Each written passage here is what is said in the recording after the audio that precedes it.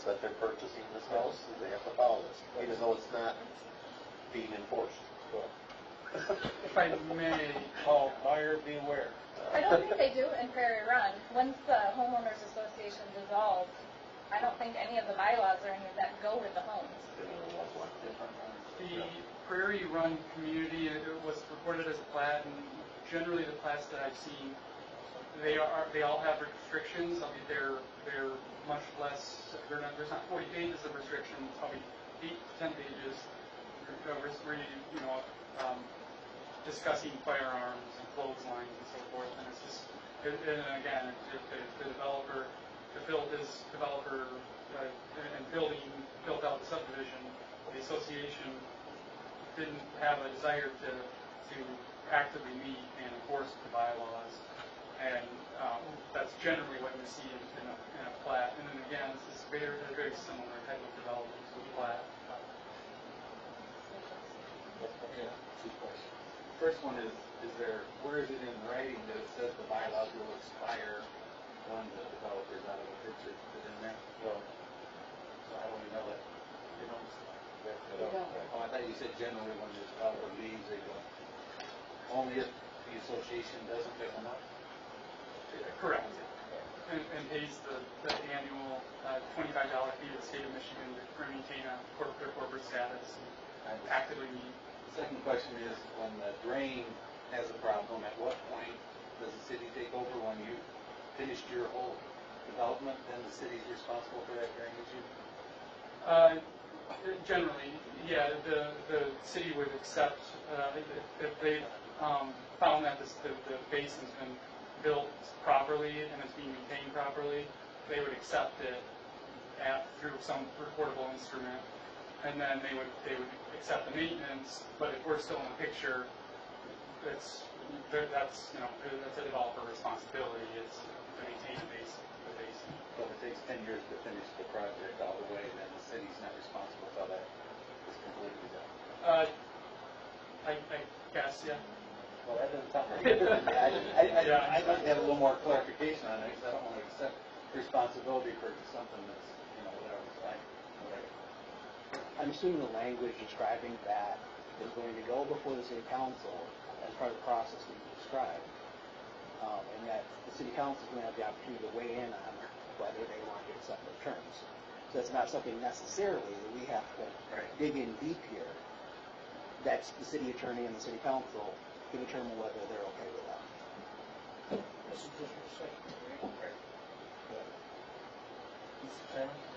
Just to give you an example of a similar situation, one of the communities I work in is a commercial. It's mainly a commercial development with multiple properties throughout.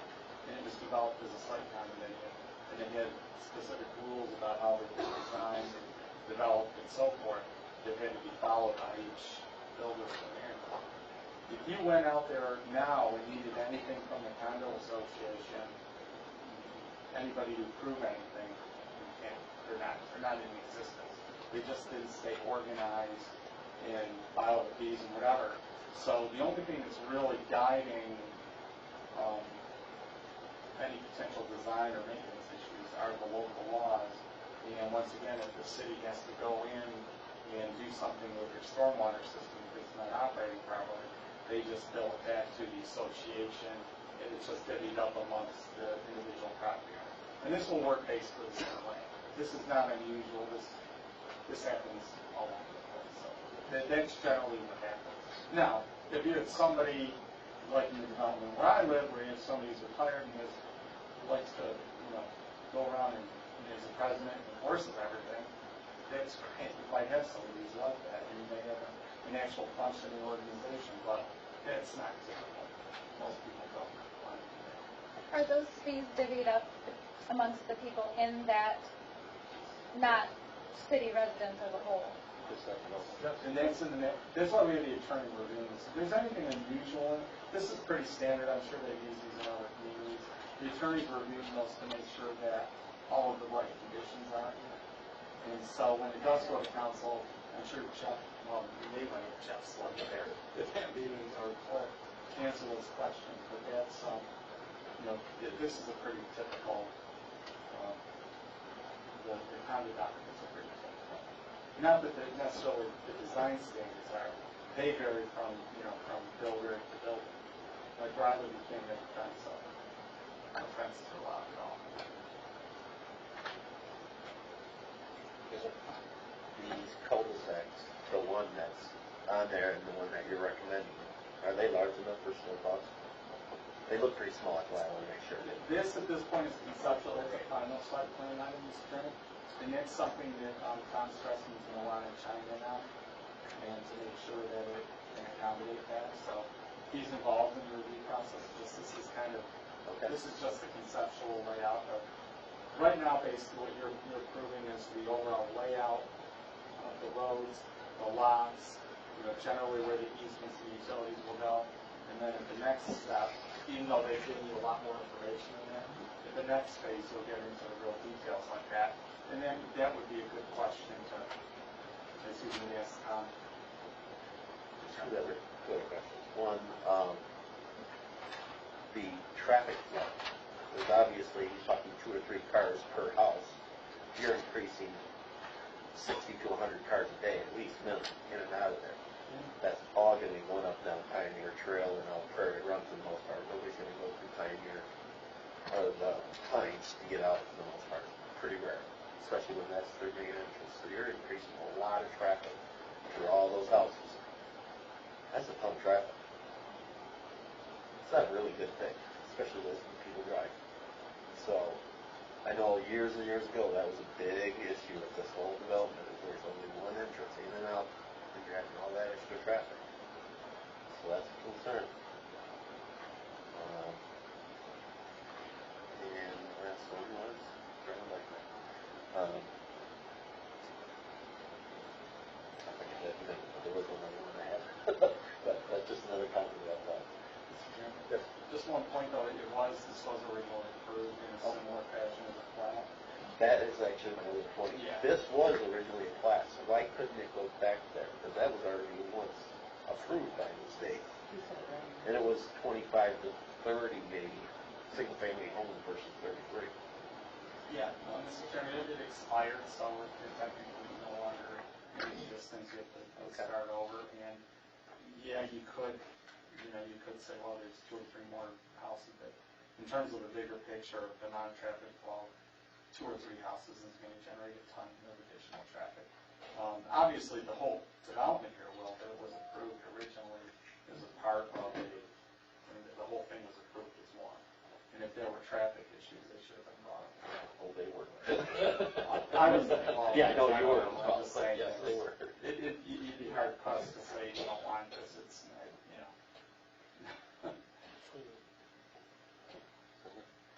The developer, do you have a problem with the trees on Wagon Wheel moving that back? And you've already identified the turnaround on the end of Pioneer Trail, correct? Correct. The Wagon Wheel Court cul-de-sac will relocate the sidewalk to be within the unit boundaries. And we also may widen the right-of-way area so that then your sidewalk would be pushed out. Yeah, there's no radius on the end of Wagon Wheel Court, and what that radius would be. Well, there's a 40-foot on your Pioneer Trail, but there was no radius dimensions that I can see on Wagon Wheel Court. What that radius would be. We can have the reviews. Yeah. And this isn't our final site. I would just question that. Any other questions for Mr. Larrabell? Thank you, sir. Thank you. Anyone else that would like to speak in favor of this project? Anyone who would like to speak against this project?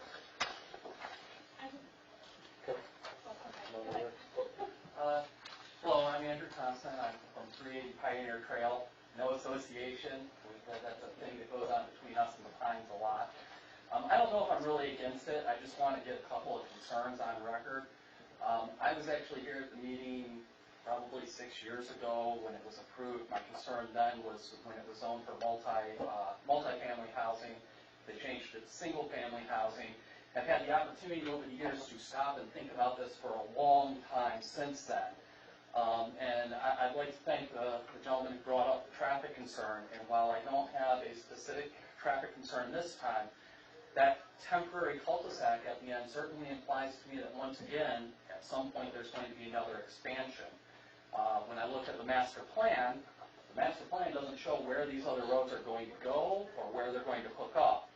And once again, I don't have an objection to this particular one, but as somebody who lives in that subdivision, as somebody who's concerned about that traffic, there's 33 units, the next 33 units on that, the next 33 units on that. It'd be nice to know where that is going to go, and if there is a plan that eventually hooks that either around to Needlewood, or hooks that around to Main Street, or hooks that around to White Creek, it'd be nice to pull that forward, if not with this development, with a commitment to doing it at the next one, so that we're not sort of stuck in there. And as to the point of the bylaws, I love that there's no rentals. They can't sublet it or put a whole bunch of people in there, so an association isn't all a bad thing. If they don't want an association, it helps my property value. So in that regard, I'm very much for it. But I want to bring up that concern, and I'm sorry if it's not the right time to bring it up in with this development, but I want to make sure that looking forward, that can be a consideration as it expands, or somebody can correct me and tell me that temporary isn't because it's expanding, at which point can we make that a permanent turnaround. Thank you very much for your time and consideration. Thanks. Mr. Chairman, if I could, that's a really good point about what about the next development. I think at that point in time, if there is another expansion that ties into this, at that point in the time, the whole traffic issue would have to be reevaluated. They'd have to submit a traffic study, have the traffic consultant review it, and the like, because the remaining areas and the abutting areas were not already part of an original approved plan where the traffic was looked at. So that's a real good point, and it would open it back up. Right, because when we came back to the planning commission, we would address it at that time, right? Somebody wanting to put a different development in up there. Yes, and there are standards for the number of vehicles that you want to put on, especially when there's a single entryway, primary entryway that the vehicles are using. There are standards, and once you get past that threshold, you want to distribute the traffic elsewhere. So that would, it'd be much more involved if there were other expansion added onto this. So.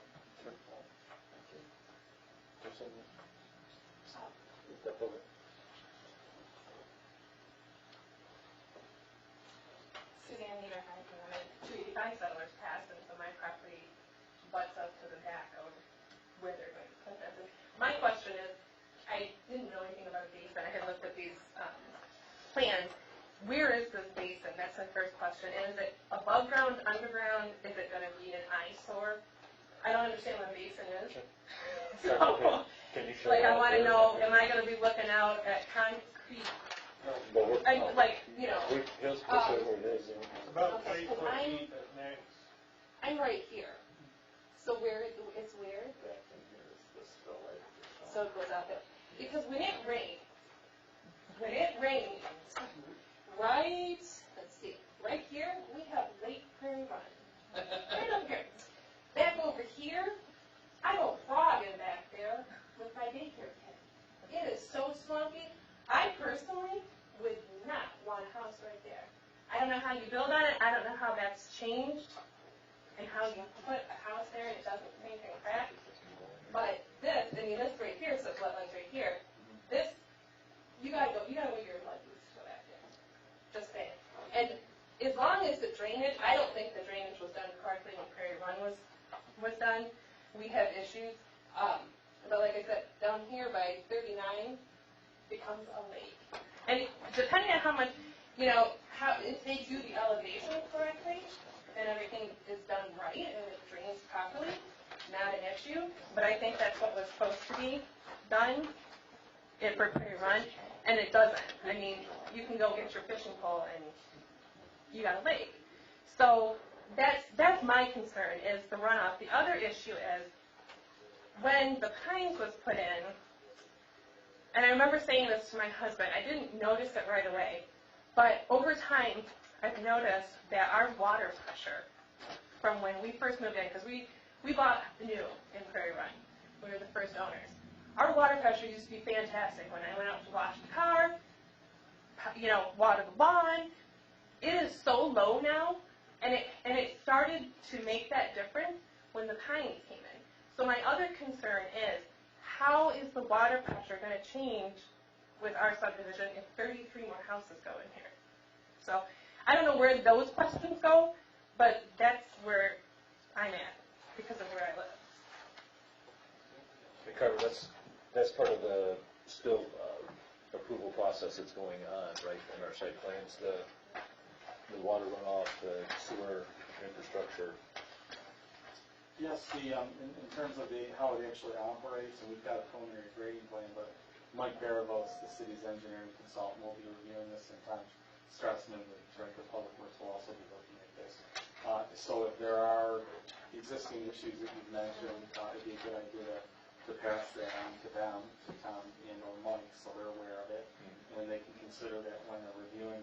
Sometimes they find if it's designed properly, things will alleviate some of the existing problems that maybe anybody's properties are having. In terms of the appearance, we're going to look at a landscaping plan. And generally what we look to do in areas like this is to see the planning of, if it's a wet basin, to see wetland plantings along the bottom. If it's generally dry, we look for like wildflowers and wild grasses. And I can bring pictures of other ponds where that's happening. It actually can be a very nice appearance. Do they fence it, or or is it like a safety thing? Does that have to be maintained as far as fencing and keeping people out so that the kids don't go exploring? Yeah. Like whose responsibility is that? I know like behind our house it's a swamp. I've gone back there and collected jars of water to look at under the microscope. So there's that concern. I'm not opposed to new houses, but it needs to be done properly. And, there are these concerns that it's not just, let's throw this out here. Having lived there since Prairie Run, since that house was built, I've seen the changes, and we've been there a long time. And it needs to be done properly. And those other things that sometimes people don't think about because they don't live there, it needs to be brought up. Mr. Chairman, the fence question, that depends on the steepness of the slopes. Once they get to a certain percent, the grading percentage, they have to fence it. That's a county requirement. What they usually like to do is get them as flat as possible, and that's why, from what I can see here, and I'm not an engineer, it's not really steep. They probably wouldn't fence this one, but that's up to the engineers to decide. They look to keep it as flat as possible, and that way they don't have to. It makes it easier to maintain them. Right. And they've taken up a pretty big area here to accommodate the detention. So because here, probably wouldn't. This is a big hill. Right. They're going to be regrading. It's going to be flattened. I can't answer that for you. Okay. I can't. I'm not. That changes the flow of water. Right. When you flatten something that was a hill. Yeah, they can't make it worse. They have to make it. They can't create any runoff on their budding properties. I just don't want things backing up. I know when we get big rainstorms how far it can back up. I don't want it backing up. It should to go where, here. well, I'm sure they never intended for Lake Prairie Run over here either. Right. Yeah. But that's why it's good to, we'll pass that information on to the engineer. Come out when it's raining really hard one day. You might have to do that. You can look off my back deck. You might have to do that. It's for everybody involved. Thank you. Thank you. Susan, can I get your last name again? Niederheim? Niederheim. It's N-E-I.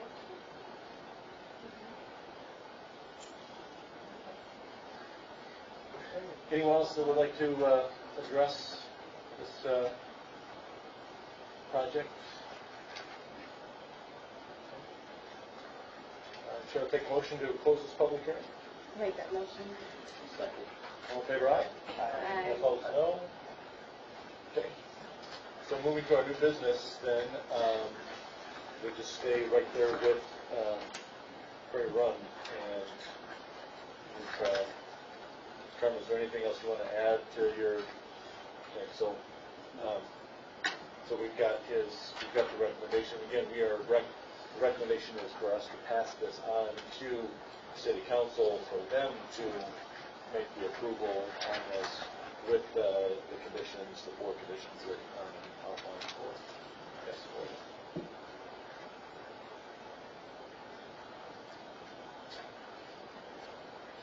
So I will make that motion that we recommend approval to the city council with the 4 conditions that Carmen outlined in his August 22nd letter. Second. Any reason? Installation of a temporary turnaround at the end of the proposed road on Pioneer Trail. Planting area for street trees around Wagon Wheel Court cul-de-sac be made wider by pushing the sidewalk back farther toward the building envelopes. Review and approval of the condominium documents by the city attorney, and review and approval from other applicable departments and agencies. Any questions on that, or concerns? All right, so do we get support on that motion? Yes. Okay, so all in favor, aye? Aye. All opposed, no? Motion carried, thank you.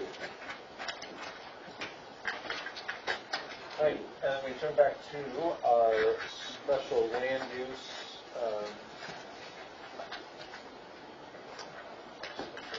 for Rigby specifically, looking at the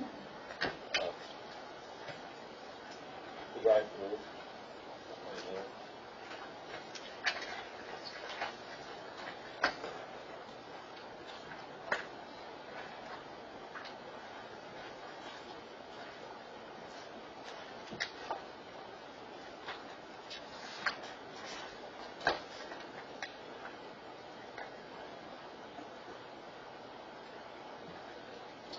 What is your pleasure? I personally, Yes. sorry, I kind of caught between a rock and a hard place here. Is there a problem with them driving on the dirt?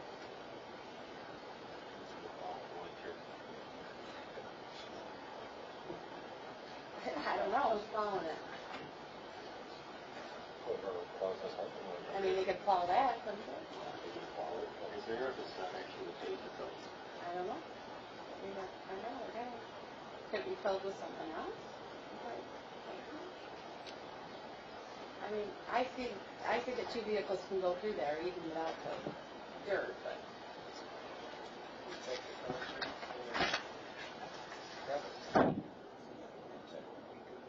Around the corner. Right.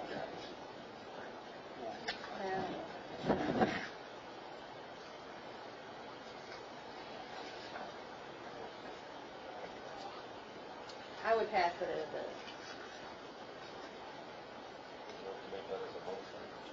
I make a motion that we pass it as a. Second.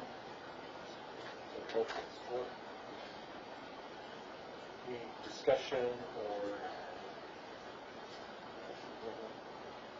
I think that the 5 feet up to the property line needs to be filled in where those tracks are. For nothing less than the same.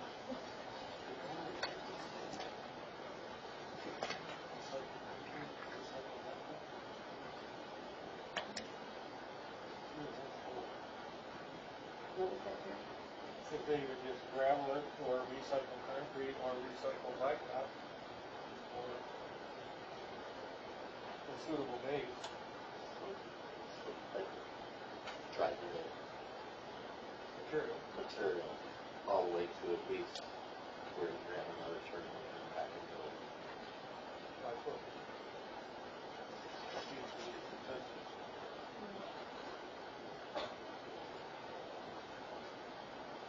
That extra 5 feet is going to guarantee that, people know where to drive. Still needs to be marked, yes.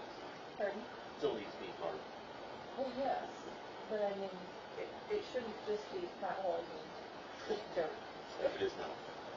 I have one quick question. Is there, I know on that side, is there 2 separate entrances right at the back part where someone coming in for the drive-thru isn't coming in the same entrance where people are trying to go through the drive-thru at the ATM? Like, is there one down a little bit further, right? Yeah, there's one closer to KFC. And then there's- area, another you can come up from this one. Because my problem isn't at all with the drive-throughs, with the two the corners intersecting Yeah, they can come through here easily, and they can come through here. over here.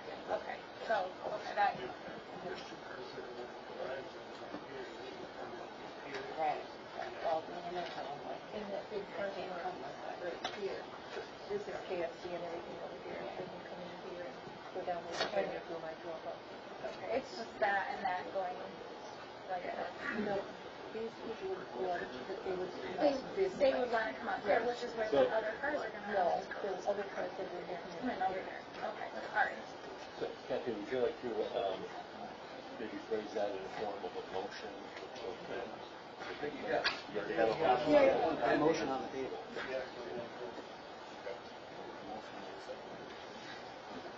Right now, there's a motion that's been seconded on the, so, We can vote on that one first. Yeah, we'd have to vote on it. All right, is there any other questions or suggestions? Is she willing to Unless you amend want to her? modify it.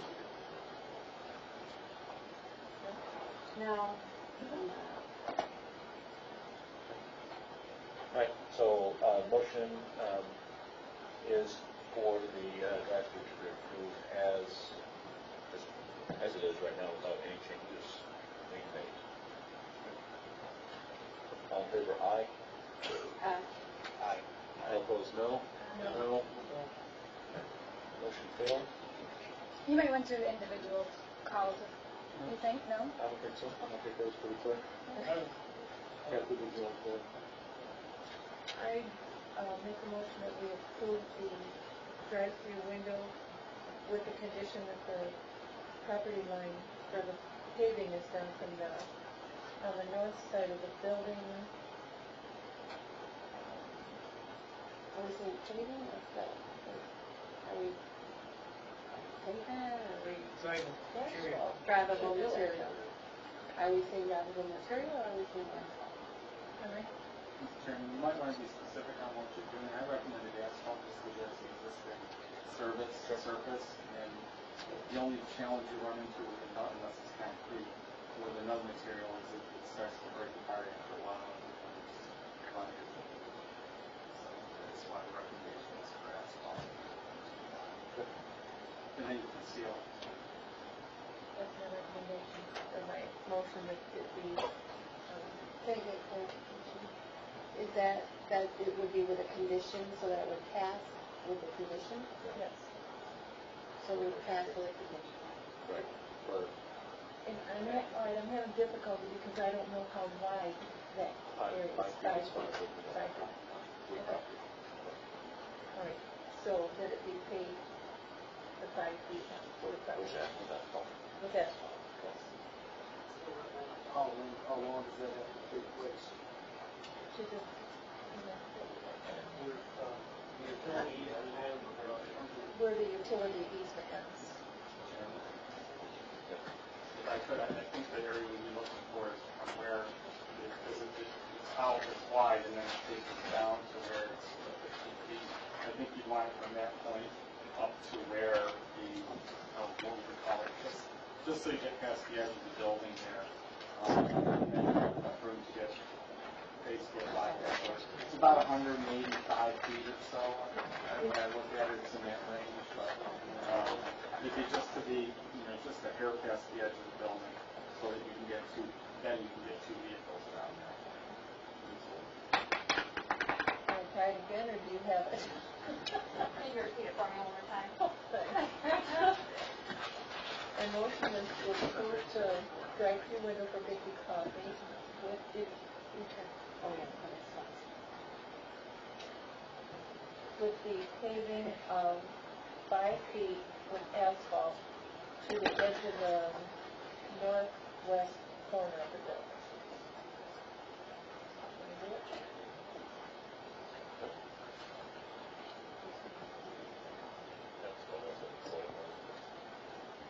Right, got that? That's good? I'll second that motion. Is there support for that, Mark? Now we can talk about it. Yes. So it's pretty wide here at the front side of the building on the east side. you're saying is just 15 feet from the sidewalk out needs to be blacked out, all the way down. Is that what we're saying? Well, 20. Yes. Because that portion down here at the east side is pretty big, it's already probably dead. It's almost the corner of the building where it starts to, people are running off the side. And then my other question is probably more for the garages. Oh, yeah. Yeah, this is parking. I don't know. This is waiting for the site. Next business move in.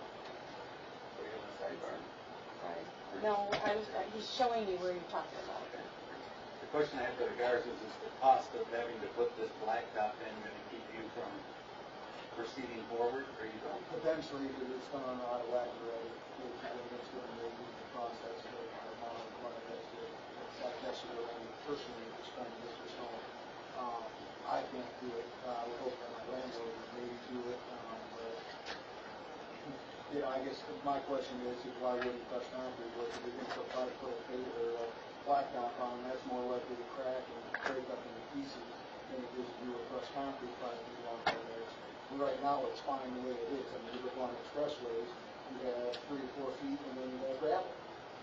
I mean, it's no different now. We have the typical lane is 11 foot wide, plus your 4 feet, that's 15 foot wide from the center lane to the expressway to the end, and then you got gravel. So I guess I don't understand why you need to put something in there. To me, it's actually been probably more of an eyesore and possibly more congestion because you're making that wider for more people to use. If we have it smaller, it's either one way, less likely to have more people want to go over the ways, things like that, and it's just going to cause extra headache as well. I would just like, if it's going to be a remedy where it has to happen, I would like a remedy where it's a lot less expensive than having to rebuild the whole area.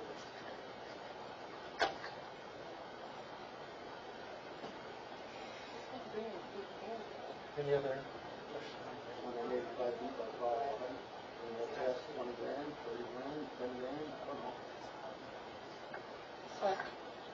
Mr. Chairman? Yes, sir. You know, one other option, which I've seen used lately in other applications, it does require a little more maintenance over time than asphalt, but you can use asphalt millings, which is less expensive. What about concrete? Crushed concrete, recycled concrete. Milling would work better, you're right. Yeah, the problem with that is you're putting it up against a different material there too. Asphalt milling seems to, because it has the appearance of a, you know, when you put base coat of asphalt down and then you put the final coat, the base coat has more of a, it's not quite as refined a look to it. That's kind of what asphalt millings ends up looking like, but it's a lot less expensive because it's basically recycled asphalt. They take up the old asphalt and reheat it and they put it down. Again, I'm sure you're familiar with it. So that would be another option too. It's just, you want to have something in there that's going to hold up and not require a ton of maintenance, otherwise it'll just be running without comparison. So, in reflection, if the owner of this building is going to put up, little signs on the wall, no parking, and there's no parking there and he enforces it, then there wouldn't be a need for that extra space, would it? That was all part of it. That's why we did it in the first place. Yeah, signage all along the building. Building our signage, one-way signage, we put it in there, we put signage, no parking around the whole area, all into that. Again, the pizza guys are the only ones that are really the ones that use that, and again, that's the guy who owns the facility. The longer he is, the longer he gets, the more he's got on him as well. So he obviously has to get the thing, and I'm quite sure he's probably doing it. Is there any way of passing it as is with the stipulation that they, if it becomes a problem, then they do something with it? That's their problem. How are you going to enforce that? That's true. The landlord would have to enforce it no matter what. If we passed it with that restriction.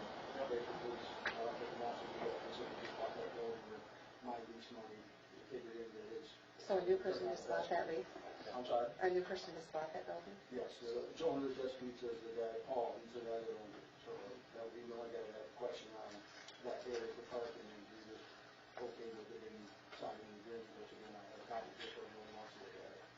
That was addressed. Because as I look at it, the only area where somebody's going around is right there by the pizza place. So if you eliminate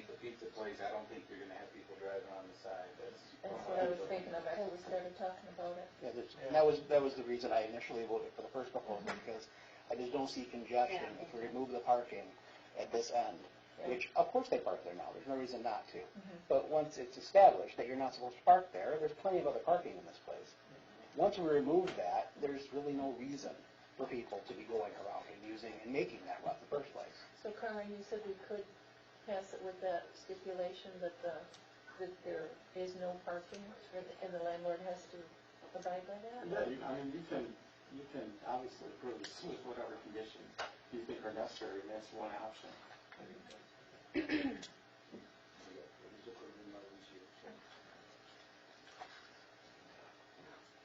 But we do have a motion on the table. And we have a motion on the table now with the having to do Yeah. the. Okay, yeah. I'll withdraw my motion. Who seconded that? I did. What do you say, Darryl? I would make a motion that we approve the site plan. We gotta wait for his support. Yes. She withdrew her motion, but he seconded it, so he's got to. He won't have a choice.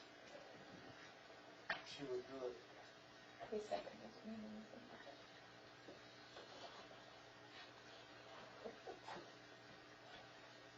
Was I correct? Don't remember. If you withdraw your motion, what happens to a second? It just dissipates? Yeah, I would think so. Okay. No, materially. There is no motion on the table to second. Right. All right, so did Jerry?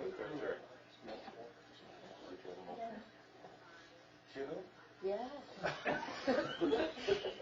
You may. Okay. I would make a motion that we approve the site plan for Big B Coffee with the requirements that the landlord enforce no parking and traffic control issues. That doable? Support. Support. On the north side of the building? On the north side of the building. Signage? You think do a signage? Yeah. That's, All the proper signage and everything will be installed. Yeah, all that. Kind of came in pieces there. You guys are really beating up on my new clerk. Yeah, we like to break in. She'll be a pro next time. Do we have support for that? Support. Okay. Discussion? Are you going to include anything about if that changes to add pavement or no, If there's a problem. if there's problems? No, they have to reinforce it. You know how well stuff is enforced in the city. Well, we'll see how we I'm just saying the put same that in effect. The city's busy with other things, they aren't gonna worry about it. So, it's on property that the city doesn't own. It's somebody else's property, the city isn't gonna enforce it, so the landlord has to enforce it. Put the drive-through window isn't. It's a special land use, but the city isn't gonna enforce it. You guys, at least I know the city doesn't do a very good job of enforcing our rules that we put out there, so I'm just stating the fact. He's gonna go get coffee every day, so we'll know. Sorry, Mr. Farmer, are you actually asking my opinion, or was that a joke? No, we have a new manager. Maybe, perhaps you'll be. Our ordinance will be enforced. We're asking your opinion. Yeah, it's private property. I don't think the sheriffs are gonna go over there and enforce the rules. But, you know, as any capitalist can tell you, that if there are issues, it's gonna be discussed very loudly, I'm sure, in that building. I've been through there a number of times today with Carmen. There are cars parked there. I believe they're all delivery boys for the pizza place. I don't think they're going to be parking there the second that the Big B Coffee goes into operation. I really don't. I would like to see 5 extra feet added, but I know that's an extreme cost. I guess if I was, this is splitting the baby in half, but I agree with everybody's motion at this point. I'd like to see those 5 extra feet, but I personally wouldn't require it. I think if it becomes a problem, they should put 5 feet down, but the city won't have an ability to enforce it at that point. So I guess I'd like to see it passed as is, with the traffic conditions that have been already mentioned in the motion. And I'd like to think that they will add the extra 5 feet if it's required. They would typically maintain that if there was washouts and ruts and everything, because traffic's not gonna go through there. If it's not a smooth surface. That's my job, so that's me. That extra 5 feet, if we don't put something in the the recommendation, can we even do that without getting with Kent County or anything to be able to go right up to the property line? Mr. Chairman, that's a city, That's a city. and property procedure. It doesn't get into that. All right, so we have a motion to support or to amend this to say that we're approving a special land use with the condition that the landlord enforces the no parking on the north side of the building, along with including proper signage.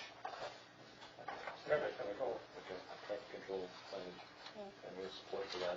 So, all in favor, aye? Aye. All opposed, no? Okay, motion carries.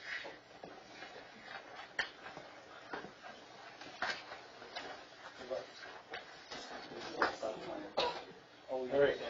No, we have to approve their site plan? Okay. So, Jeff, do you want to address anything in your letter for site plan?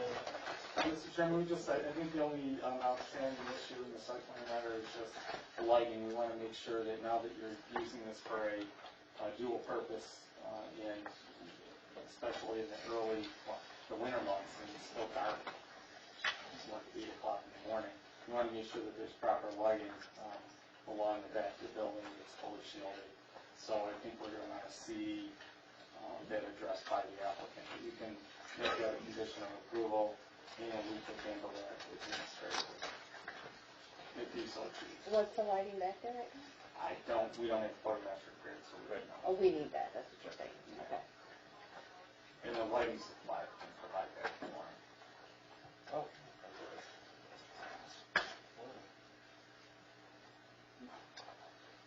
Yes, sir. I think with pavement paint for lanes and all that, yeah, one way it's just gonna be marked on the pavement over. Signs, so. All right, so I'll make a motion for the approval of the site plan with a lighting plan to be approved administratively. Second. Any other discussion on that? All in favor, aye? Aye. All opposed, no? Motion carries. Thank you.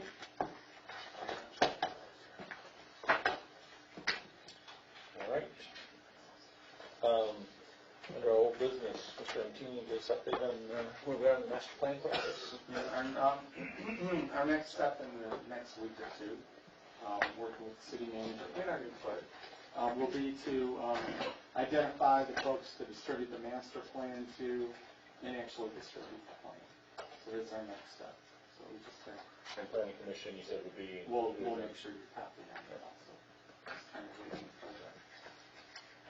Didn't want to overwhelm our new city manager, and we certainly need a clerk on staff to be able to handle that. So Okay. that's our next step. All right. Rebecca, any correspondence to share with us? No, that's fine. Okay. Mr. Womack? Well, first of all, I'd like to thank everybody for showing up on a special meeting date. I see we have just about everybody with us. Lots of public came to join us, and Mr. Aventini, Mr. Garza, and the Prairie Run North people. I appreciate everybody showing up. I do like hearing comments from everybody. I thought we had a very productive meeting today. Lots of good feedback and discussion. I'm happy to see Bigby coming to town, and I'm happy to see 33 more units in the condominium association. So I'm happy about this meeting. Thank you, everybody. Planning commission members, any comments? Just welcome, Rebecca. Yes. Yes. I have a quick question. Uh-huh. Having had this meeting now, are we going to have items and agendas for the next meeting on the 4th? Since it's only... Yeah, the only thing I really thought might come would be the master plan, and that was something that was going to be decided very quickly, because I don't want to bring you guys back so quickly if I didn't have to. So I'd assume probably by the end of this week we'll know. We have like a, I can't remember, it's either 60 or 90 day period for comments, to wait for comments to come back. So there's really nothing to meet on until we go through that. Oh, any business. Oh, yeah, for you. If anything comes up. Yeah, right. So you're going to let us know if we have a meeting? I will let you know very promptly. At this point, we don't have anything, but if we do, I will let you know. Okay, thank you. Then our next meeting will be the 15th of November. Now, I'll say, Mr. Hall, currently, it's still the next meeting date. It's a national holiday, November 15th. I have, It is a national holiday. I have the next meeting is Whoever approved November that 1st. date. It's that or being here during the election. No, we Oh, the election is, it's the 8th. I guess we'll worry about it. We'll deal with it. Yeah, we'll worry about that. Okay. Unless it's Terry, November 1st. since Election you is came the late 8th. today, we'll let you be the city council representative today. We had it as the 1st. November 1st, about the